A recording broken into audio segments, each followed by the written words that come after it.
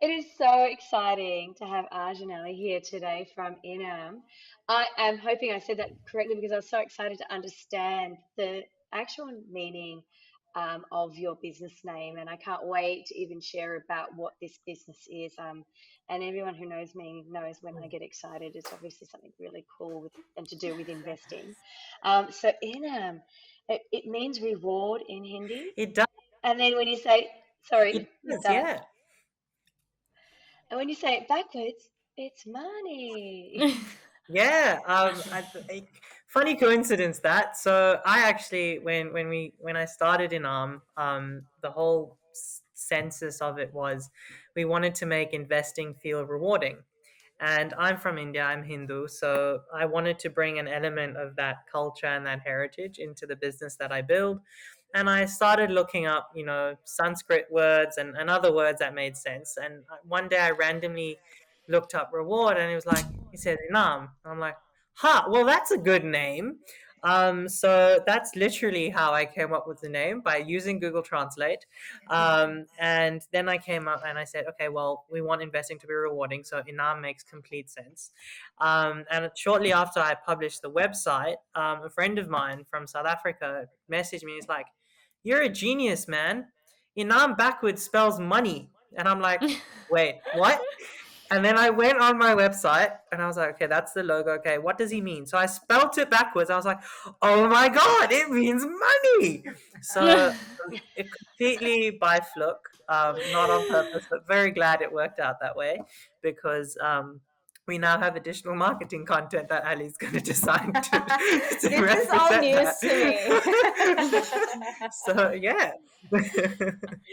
I love that. Well, this is a really nice segue because obviously your business is about giving back. We are an investment podcast. So, do you mind just because we've just before we went and pressed the hit record, sometimes we have the best conversations before we actually record them, and I hope we don't miss that. But do you mind just sharing about how you started and actually what this business is all about? Yeah. Do you, Do what, you wanna? You should go ahead. okay, I go ahead. Okay, so Inam, it's a bit of there's a bit of a personal story attached to it, quite frankly, and I love sharing it because that really is our why. The first question we always get asked is, like you rightly asked, why Inam? What is it? What are you actually building? So, it goes back to around 2012. Picture a 16-year-old me, far less attractive, um, and not a care in the world. Honestly, I was just doing crazy things, and that was fortunately, I'm very fortunate to have come from a privileged background. My father was one of South Africa's leading entrepreneurs in pharmaceuticals. Now, unfortunately, a very poorly disclosed investment cost my father his entire life savings, in the millions. And 5 years later, ended up costing him his life as well. So, not knowing how or where to invest cost us everything. And as a young person who now had to take care of his mother, I found myself in the same situation. I didn't know how or where to invest my money. And I knew then that it would become my life's mission to make sure that no family would have to go through something like this ever again.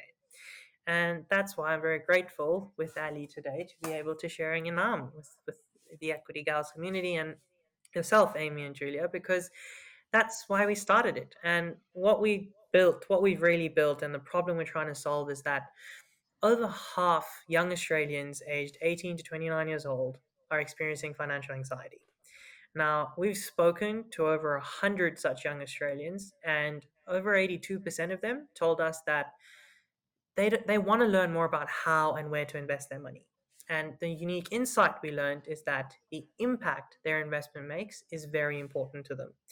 So that got us thinking, really tried to understand the root cause of that anxiety, of that financial pressure. And it was really the lack of feeling empowered by the money they earned. So we decided to do exactly that, to give the people what they want.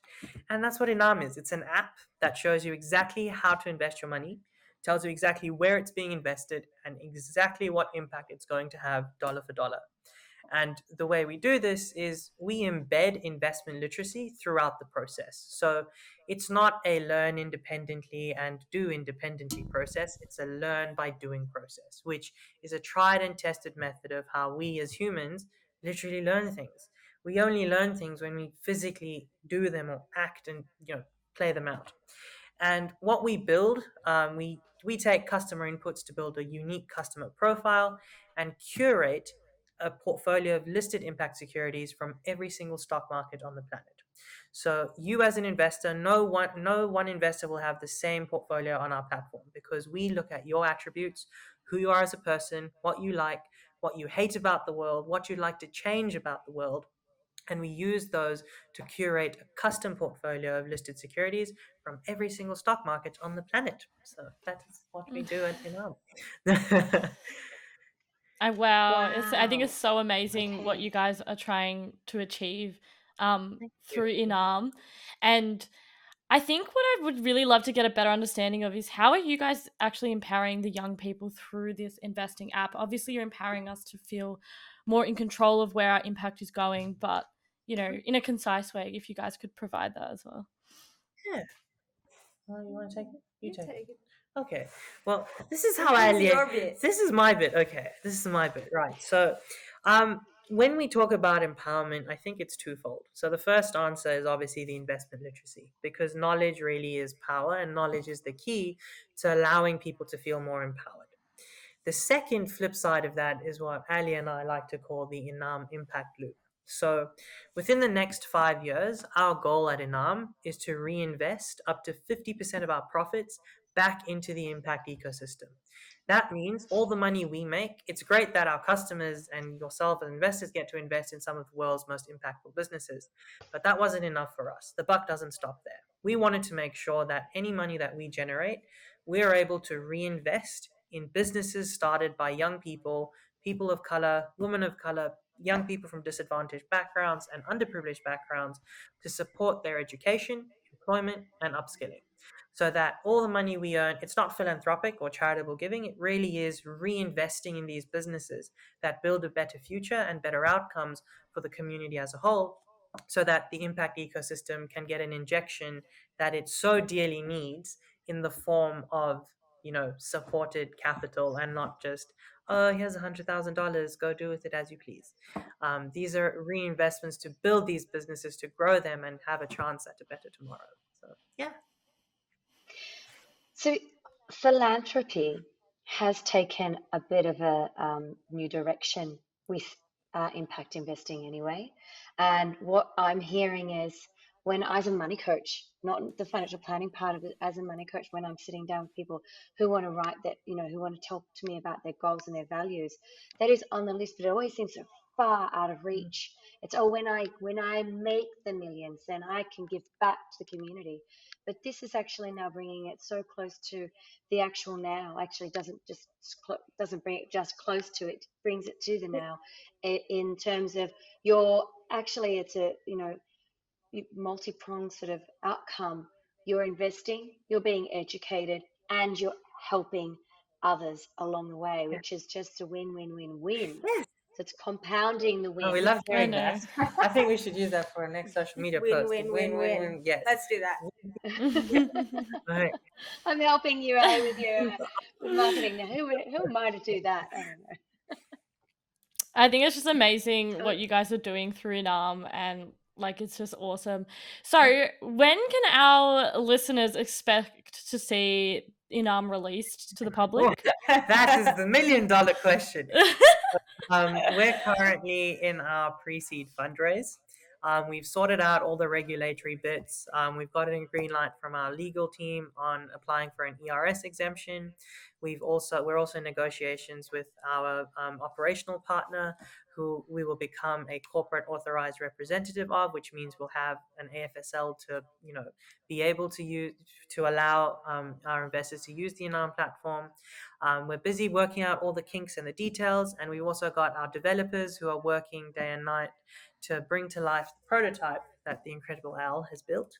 It is now being developed, and the timeline we have is 4 months from the day we're able to raise our pre-seed round, and then the app will be on the App Store. Yeah, but unfortunately, funding is not easy, especially for us migrants.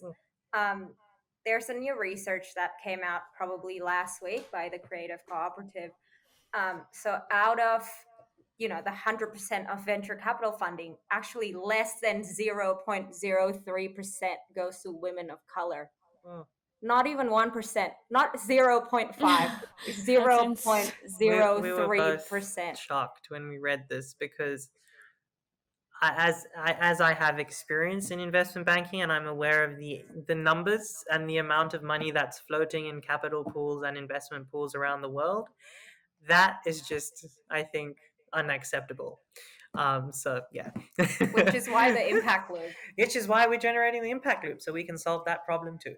I think it's just absolutely insane, because like if you have to think about the percentage of women that they also invest in is quite small, and then you've just got to keep moving down the chain. It's just like it just keeps getting less and less, and it just has such a Yeah, significant impact, and it's an less unconscious bias 0.03%. most of the time.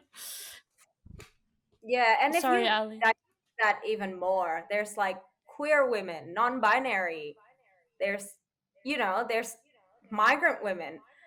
It's just Yeah. there's probably one out of that 0.03%. It just probably is just the one person. It's ridiculous and it's unacceptable.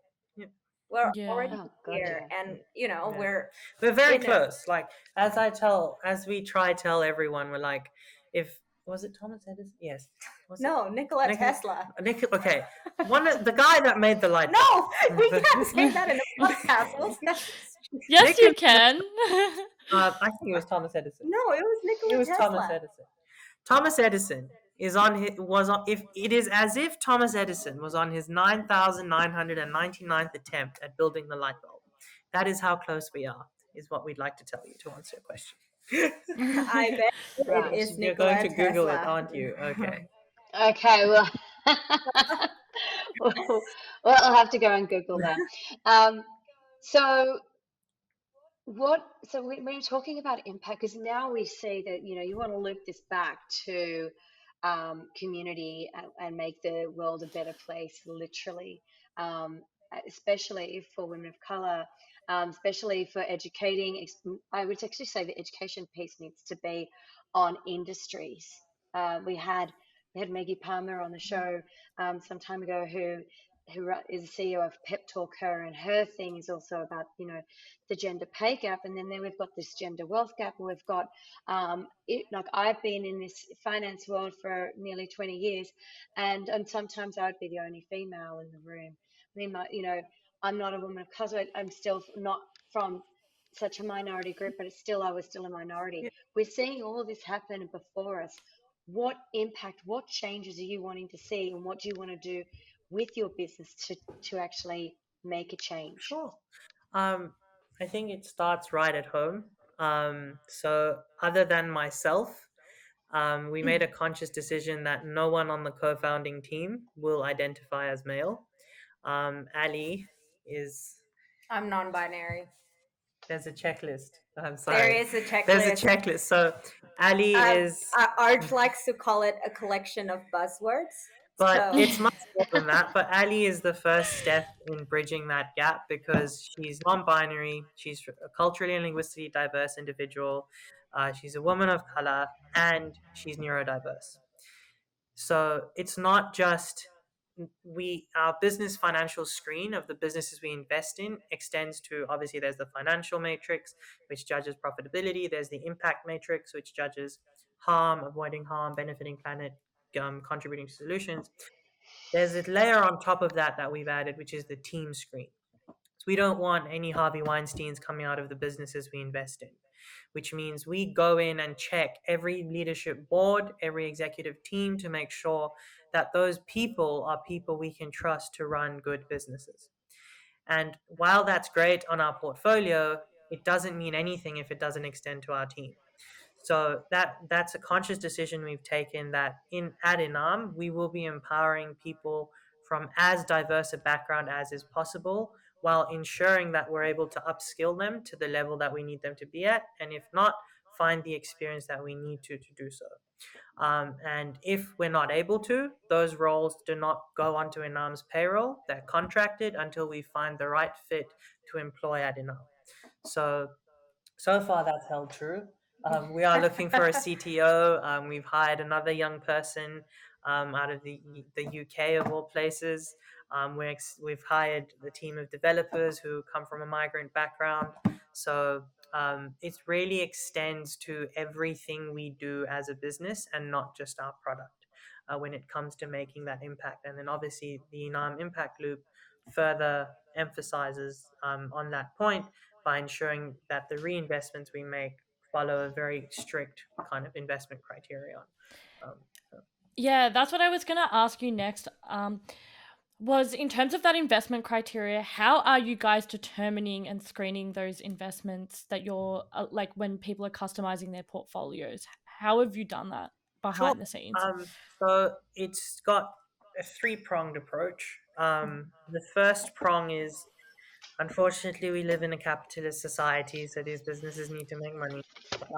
So we look at them from a financial lens and we examine metrics such as their market cap, their EBITDA, their PE ratios. We then go into some detailed financial modeling, so cash flow modeling, where we look at the business generation over the next 3 years, model that out, use research reports and industry reports to ascertain the viability and feasibility of the business, ensure if it is under or overvalued based on its current share price, and then weight it accordingly into your portfolio.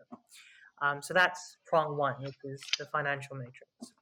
Prong two is the impact matrix, which is defined by the Impact Management Projects Framework. So that's one of the leading authorities globally when it comes to impact investments and impact screens. So this is where we look at four core factors. So the first one is, does the business harm the planet in any way? And if it does, nice to know you, bye bye, chucked out of the portfolio. Does the business benefit the planet? So, do its practices help benefit the planet or improve the way we currently live? I skipped the middle one. The middle one was, does the business avoid harm? So that means it's not really an ethical or an impact focused business, but it seeks to avoid harm in whatever operations it has.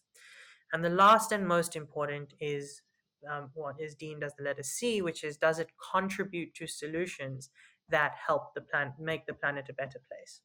So, in terms of formulating our portfolio, we're really playing within the last two, which is B and C, which is companies that benefit the planet or directly contribute to developing and improving the way our planet operates. That extends not only to climate, but agriculture, consumption, all Health and mental well-being. health, well-being, all these things that really help make the earth a better place.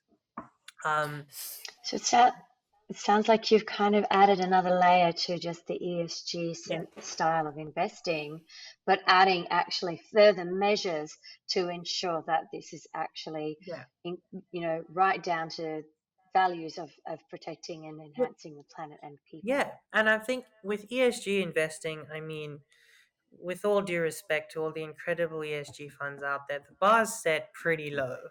It's a checklist of, are we employing Child children? labor. Are we selling weapons of mass destruction? Or are we drilling into Mother Nature? And if that's where the bar is set, I'm sorry, we are not going to have a planet left to live on.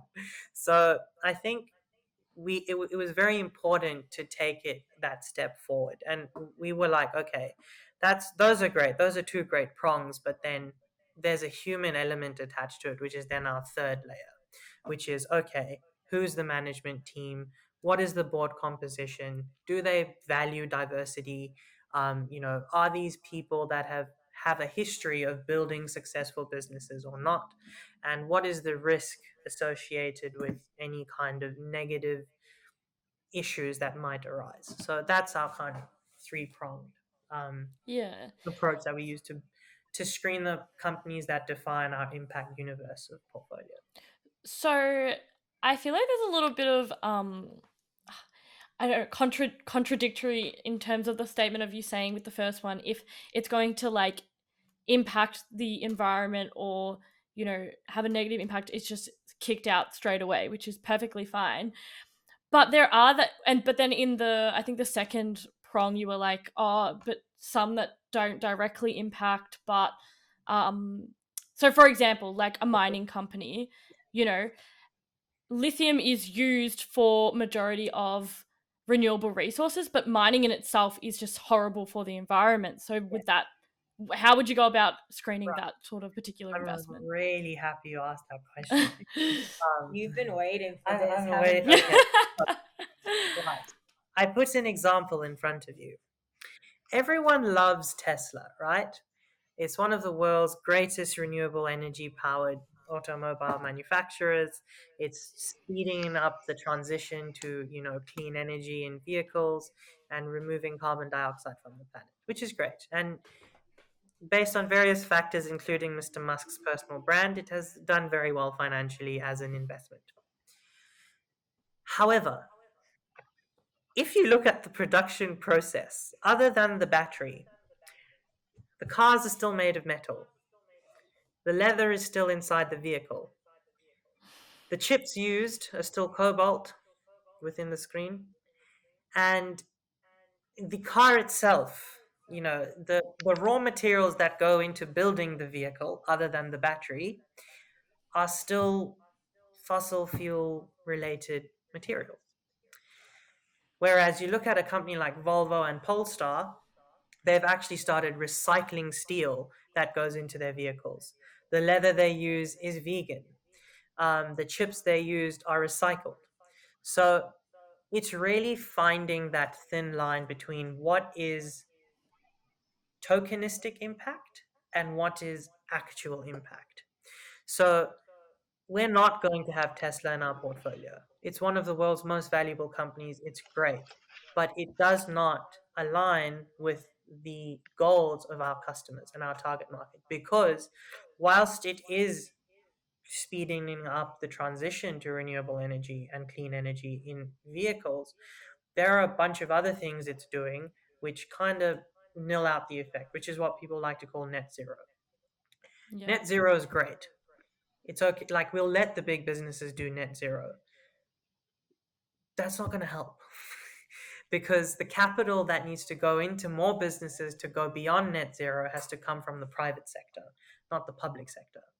And that means retail investors need to get behind the notion to make that liquidity available to those businesses. So, yeah, that's the economics at play as well. So, yeah. There's so much in here that I want to speak about, and I know that we would just keep going for hours if you let me, Rip. I swear to God, I was going to go into soil carbon projects because of agriculture. We could go down the rabbit hole when it comes to some of these projects that are actually going to have impact when it comes to our environment and investing. And a lot of people aren't even thinking about how agriculture can really have a terrible effect on our planet. But then now there's companies that are being, forward thinking about, actually scientists thinking about how we can improve how the agriculture business works. I mean, so you're basically doing all this research and finding these companies that we can get behind that will have these amazing outcomes for our future and our children's future and so on, which is so exciting. And one thing I picked up at I mentioned offline that I was at the ESG summit here in Sydney nearly 2 weeks ago. And statistically, they did a bit of market research. And you've done a lot of your research here as well. Is that 85% of invested Australians are expecting that there is responsible investments already happening within their portfolios. They expect that. Put in the So if it's, and the fact is that the other problem we're facing right now is that there isn't enough financial literacy. They don't know where to look. They don't know how to find that information, and most of them are unaware that they aren't actually properly ethically invested, yes. and that and we've already seen litigation actually occur with an industry super fund on that very topic. So, this work that you're doing is going to have an incredible impact by the sound of it, with the financial literacy piece, as well as this work behind really being selective of who's going to be on your in your app, so that we can invest Very true. with the knowing that you've done the homework, Mm. knowing that it's actually going to do the right thing for the planet and for ourselves and everything else. As I said, the win win win win. And even being able to actually track that impact that we are making is just like so cool. Yeah. I'm not gonna lie, I really like that aspect to it. That's Yeah. the beauty of investing in listed companies, because this information needs to be publicly made available, which people don't always know. We can track dollar for dollar exactly how much impact you've made, which means we'll know if you've helped plant a couple trees. We'll know if you've generated renewable energy, or if you've protected animals, or if you've saved carbon dioxide from the atmosphere. So, yeah, data is great. Technology is amazing. It just needs to be purposed in the right direction. So, yeah. Well, I think it's amazing that you guys are like aiming to achieve to actually take us on that path. And that's really exciting that someone Yeah, else is and out just there. from a design perspective, just making all this idea into like a phone screen is actually not that easy. It's quite a tough job. Yeah. And the financial literacy piece is what I want to talk about a little bit. It's Perfect. So I was going to ask you that next question. So yeah, excellent timing. we've kind of designed it so people can opt in or out.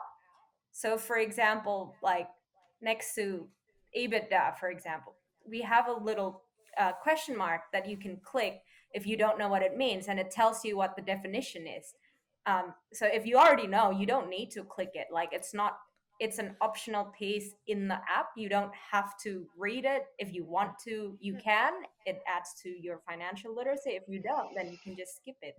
And yeah, I think that's really kind of It's one of very the important. yeah I one of the think, most important things on our app is yeah. that Because if you force someone to learn, they're going to be switched off. it's gonna be like going to school. Yeah. And who, like, we learn about Pythagoras instead of taxes. So why do we even, anyway? That's a different discussion. But the investment literacy portion needs to weave into what you do, and you need to want to do it, Yeah. which is why the way Ali's designed it is pure genius, because it allows you to learn when you want to learn, but make sure you learn, and it doesn't make you feel stupid. Like, not that anyone is, but we all feel conscious about, oh, I should know what this means, but it's okay if you don't. And digitally, the app will allow you to learn that, and will allow you to upskill yourself and improve your investment literacy. So, yeah.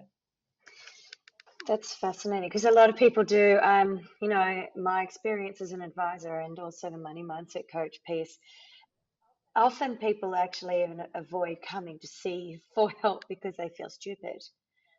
So I mean, this is where I'm enjoying I'm getting over myself enjoying, now I'm enjoying it. Before, it took me a while to enjoy actually just doing those little snippets and reels and things on social, because I'm now sort of going, it's actually something that seems, I always didn't do it because I thought everyone sort of knew it because this is my world, my industry. But when Julie and I were doing our research, we discovered that people were even unaware of how interest worked, and yet we just talk about it all the time. And we realized that the financial literacy piece is so vast, and people do often feel ashamed, embarrassed, and whatnot. But if it can be delivered in a way where they're actually in control and they're getting empowered along the way, and it isn't making them feel stupid, because there is no, the fact is, as you just said, we learned I can't even speak now, Pythagoras, but we can't, I said it wrong again, but we don't talk taxes, That's how um, useless it is. It's such a difficult word to say. And it's great that yes. we can figure out a triangle, but that doesn't help us file our taxes. So it's very, very, It's It's I remember the Pythagorean theorem or whatever it was, and it was just already, that image just jumped in my mind, but I don't have any recall on how to manage my tax, manage my cash flow, or what the what credit card debt could hell would get me into if I got my first credit card at Yeah. 18, which most of us just go out and do, or get, your first store card, Yeah, and how that can send you backwards for a good decade if you're not careful. exactly. I think that We don't learn that. Mhm. yeah, I think the lack of financial literacy, or like just a lack of knowledge and resources that are available, I mean, it's lacking in applications and platforms in particular. So the fact that you guys are incorporating that in your app is great, because you can get lots of resources through podcasts, but you do have to, go Do it. out of, yeah, you have to go out of your own way to teach yourself, because, you know, school curriculum isn't built to help us learn this way. We have to take that Mhm. initiative or learn from others. And Yeah. then we just end up missing a whole like gap of knowledge that we kind of have to Yeah. try to Yeah, recuperate. I feel like I'm almost the perfect person to build the financial literacy bit because I'm learning as I go as well. I don't come from a finance background. I'm just learning it as I'm designing. So it's like, how do I best present this information in the app for someone who doesn't know what this means?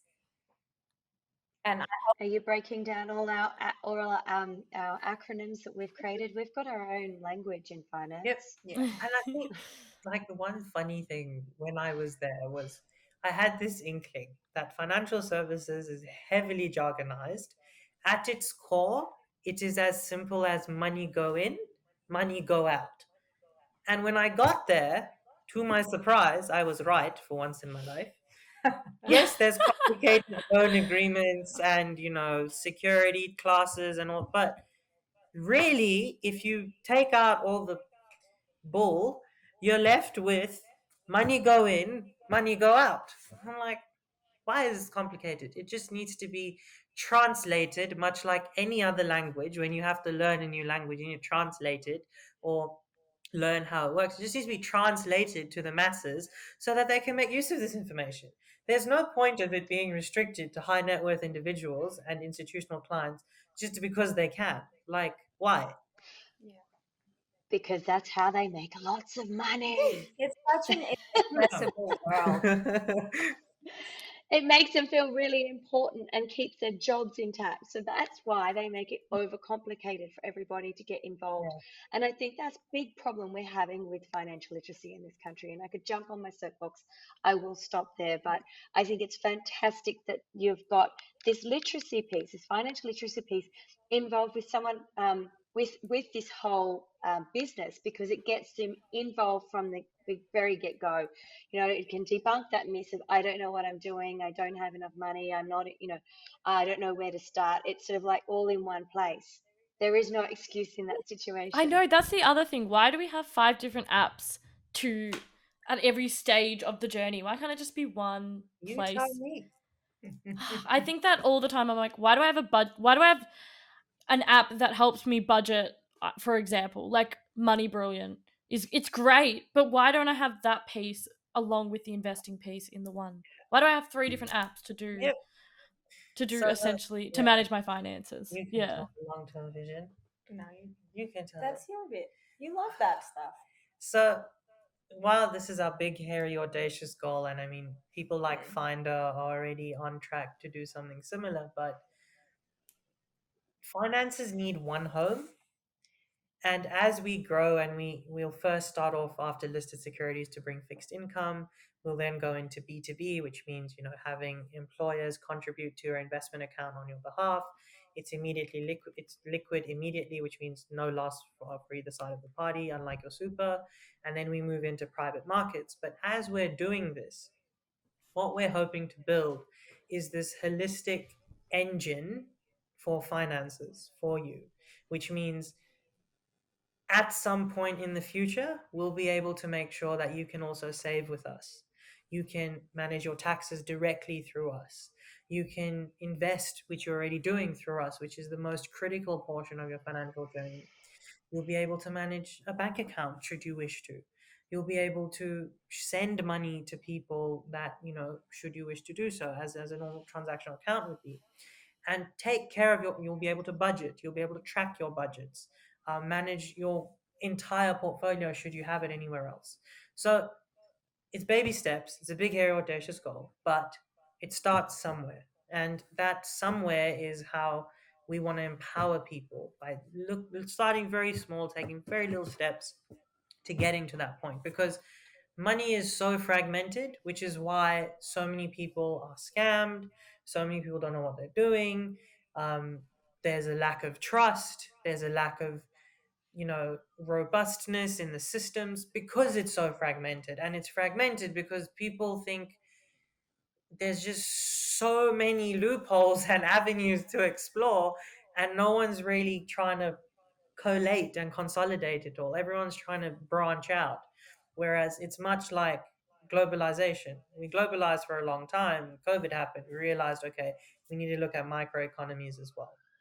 But finance has never had the chance to either centralize or decentralize because it's had its own little microcosm everywhere that it's operated. So yeah, sorry, I digress. But yeah. No, this is fantastic. I mean, I'm really looking forward. I already am thinking ahead. I'm thinking we've got to get you back on when you start sort of actually going Yeah, live. of course. I want to talk to you offline about capital raising. I'm like, oh my God, my mind's going a million miles an hour. There's so much we could talk about. And I think we probably will be able to do that if you've got such an impressive vision.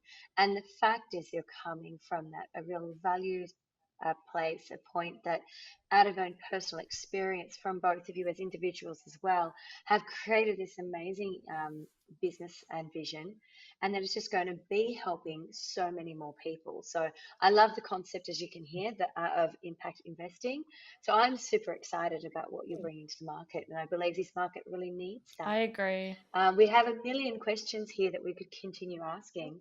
Julie, have you got anything, any pressing I questions you wanted to actually ask before we continue? Yeah, so I actually wanted to ask Ali this question earlier because she mentioned women of color, Yes. and I think especially women in such and Amy also mentioned being in such a male dominated industry. I'm actually curious how you're sort of feeling about navigating this particular industry, your finances, and also like the impact that you're intending to make in this space.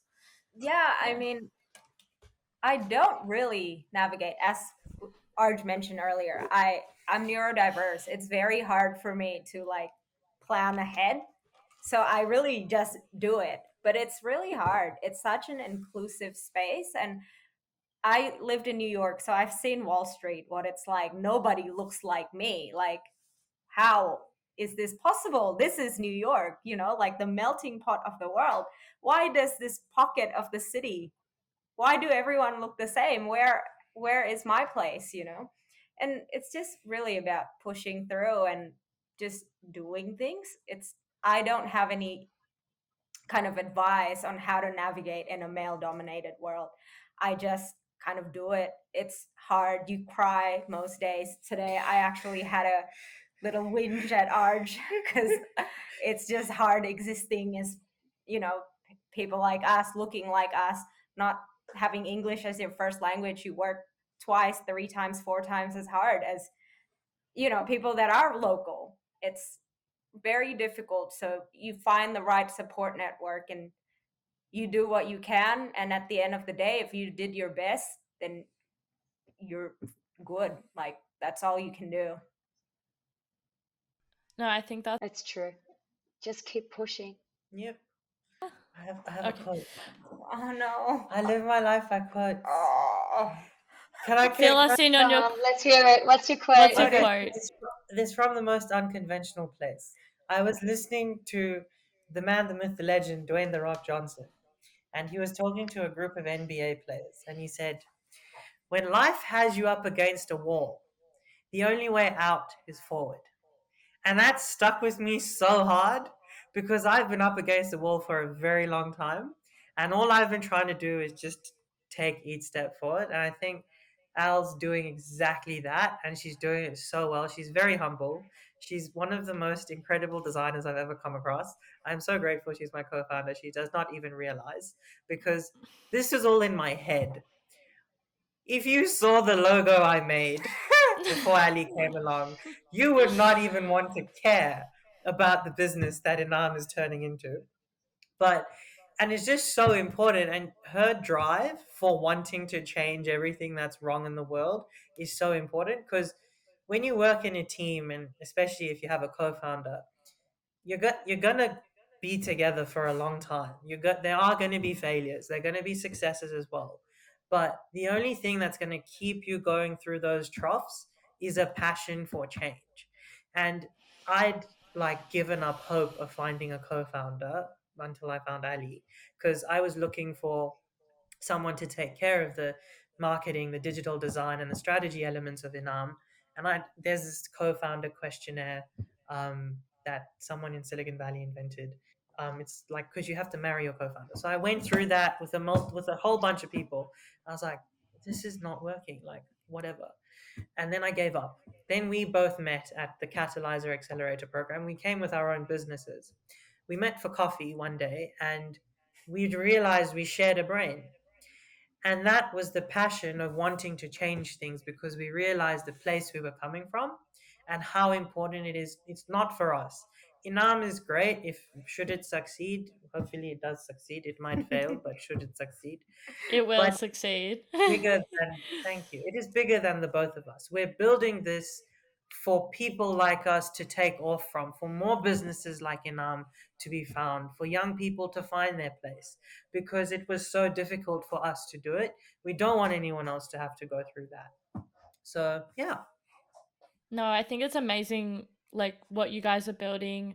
I think it's amazing advice that you've given as well, Ali. And you can just see the dynamic between you two is like awesome. So I think you're going to build such an amazing platform. And I can't wait till it launches because I'm going to be checking it out. Okay, so in conclusion of the podcast, we do ask all of our all of our guests this question. I have changed the question this week just because you guys are a dynamic duo, and I think this is a really cool question that I wanted to ask. But what do you think your superpower is, each individual? So, Ali, you answer for Arj, and Arj, you answer for Ali. No, I want to hear your answer. No, You go you, first. bro. You've put them under the spot there, haven't you, I Julia? know. I think this is gonna be the nicest thing I've said about Arj in Oh front wait, of do we him. have to say about each other or ourselves? About each other. Oh, okay. About each other. Each other. Oh, Yeah. oh, you have to say about me. Yeah. I want to hear this. Okay, go. Go. I want to hear this.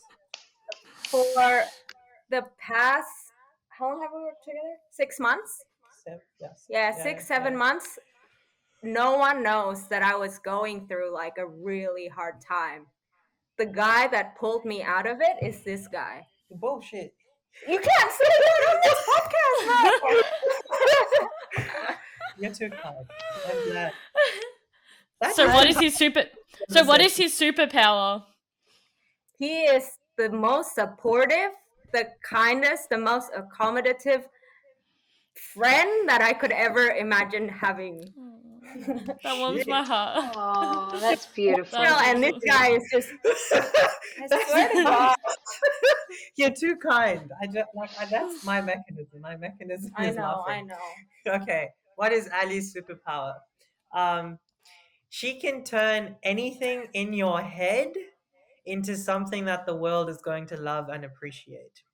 And her power is knowing people so well that That's the minute not she's true. seen someone, she's like, I know exactly what I need to build for this human being or this group of people. And That's she hits the nail on the head every single time.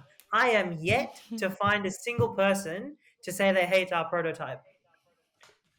And that's all because of Ali. No. Because her ability to like understand human beings and what they need to visually see from an inclusive perspective is unparalleled. Like, cannot. I don't think you don't leave Inam, please. Ever. I can't leave Inaam This- because in this co-founder agreement, this legally binding document, he literally wrote, I hereby pronounce you husband and wife. So, I'm so good. for Ali is Thank non-binary, so we can focus on our own lives. But from a mental perspective, we're kind of married until this either sinks or sails. Yeah. Look, from an investment point of view, we had a fund manager on the show once, and he just sort of said, one of the things that when it comes to selecting his investments, it's his one of the things was actually treat it like a marriage. It's true, you're in there for the long term, and I think that is when you're investing in your business, you don't start a business to walk away from it in a few weeks. You guys are it looks like you're building your Everest right now, and it's fantastic. And I can't wait to see you put the flag at the top.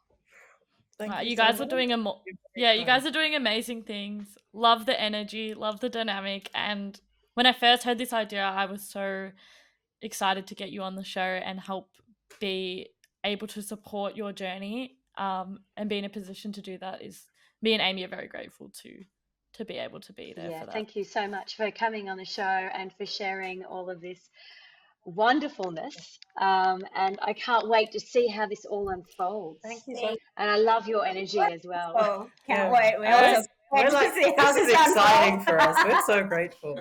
But go yeah, Inaam. Well, let's look forward to getting you back and some more updates as this business starts to take fold and launch ahead. awesome. Definitely will do Thank that. you For so sure. much for coming on the show. We really appreciate it. Thank you. Thank Um, you for having us. all right. Bye.